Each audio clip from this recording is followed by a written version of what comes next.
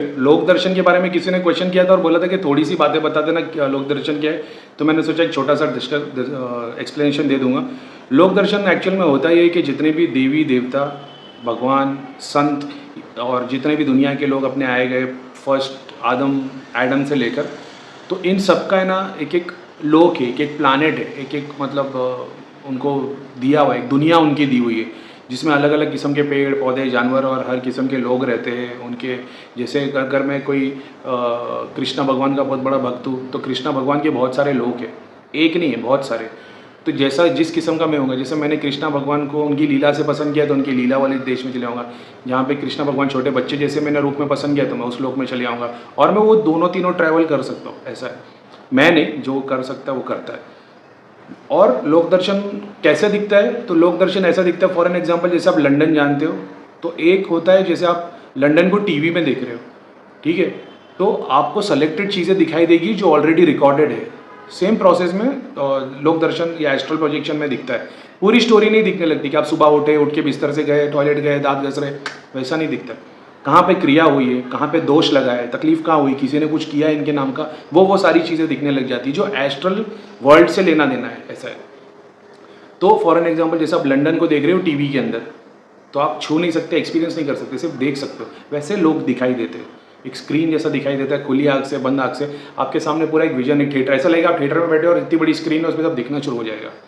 दूसरा, जहाँ पे वो 3D हो जाता है, 3D जैसे गूगल मैप है, आप गूगल मैप को 3D में आ जाओ, आप लोग के वो बंदे को लाके मैप में खड़ा कर दो स्ट्रीट व्यू में, अब वो स्ट्रीट के अंदर आप घूमते हो तो 3D में दिखती सारी बिल्डिंग है, आप यहाँ से जा रहे हो, वहाँ से जा रहे हो। एक लोक दर्शन वैसा होता है, जैसे आपको एक पेड़ दिख रहा है तो आप उसके चारों तरफ गोल गोल घूम सकते हो, 3D व्यू ही रहेगा, तब भी आप लोक दर्शन देख रहे होंगे, वहाँ नहीं होंगे लोक में।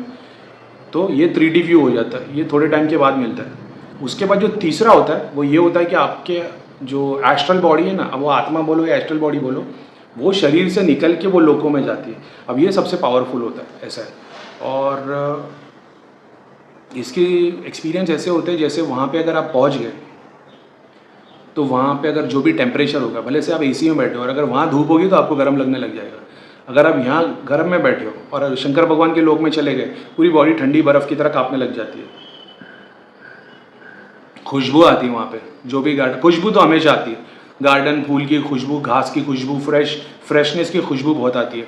और वहाँ पे पानी पी लोगे तो प्यास बुझ जाती है, खाना खा लोगे तो पेट भर जाता है। लिटरली आपको खाना खाने बिठा दिया जाता है, वहाँ पे अलग अलग लोग होते हैं और खाना आपके सामने लेके आया जाता है। ऐसा नहीं कोई बहुत आलीशान खाना होता है, नॉर्मली दाल रोटी भाजी रहेगी, लेकिन वो जब आप खाओगे ना तो अलग स्टेट में आ जाता है। तो 2-4 दिन तक घर के खाने का टेस्ट नहीं आता है।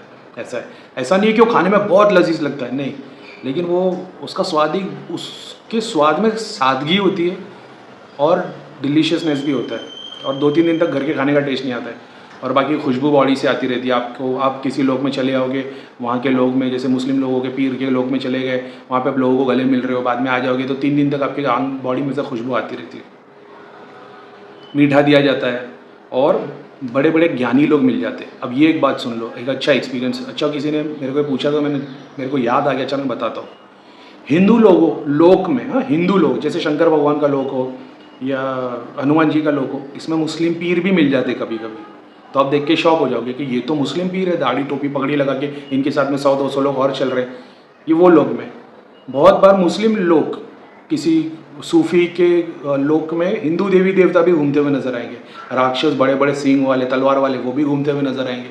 ये भी एक एक्सपीरियंस होता है। तो वहाँ सब मिले हुए, ये धरती में सब हिंदू मुसलमान क्रिश्चियन सिख ईसाई है, ऊपर सब एक साथ ही रहते हैं, एक ही टेबल पे बैठते हैं और सबका हिसाब अलग एक ही है, सब साथ में बैठे होते हैं।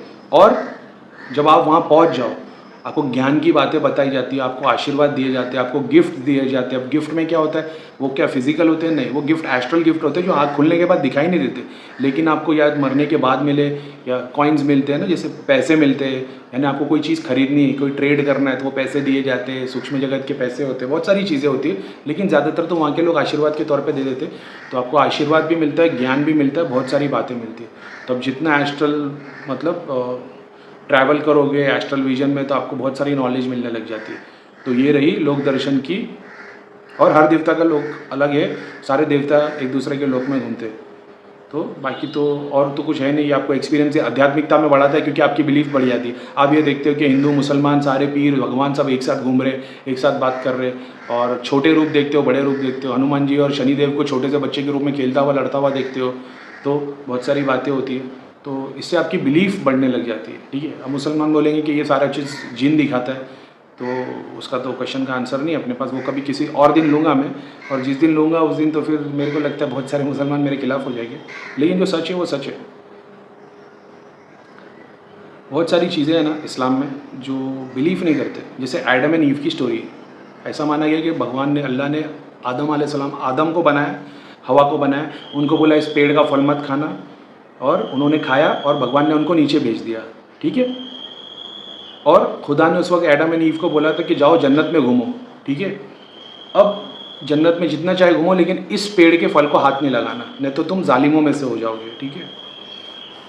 इसी की स्टडीज़ में ये बताया कि भगवान ये जो पूरा जग है ना, ये भगवान का शरीर है, ठीक है।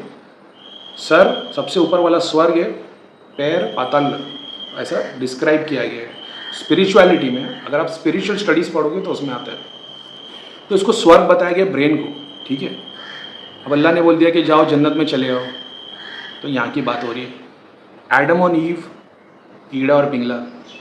अब हिंदू मुस्लिम्स नहीं मानेंगे इसको, लेकिन मैं जो सूफ़ी टर्म फॉलो करता है उसको पता है, वो बोलेगा भाई परफेक्ट आंसर दे रहा है।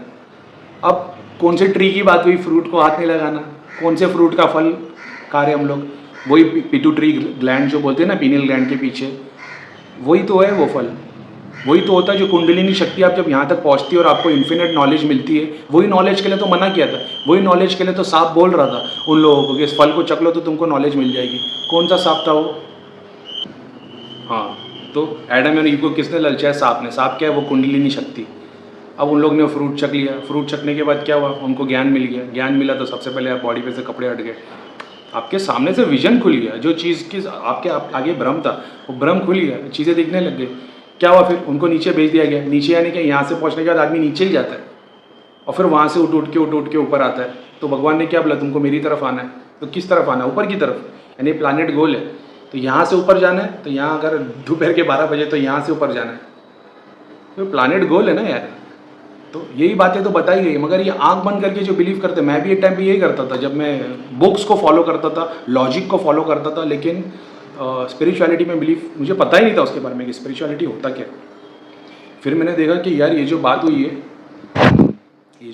है एडम एंड ईव की, कि दोनों को मना किया गया, भगवान ने बोला, और यही अल्लाह ने बता दिया कि तुम जाके जन्नत में घूमो।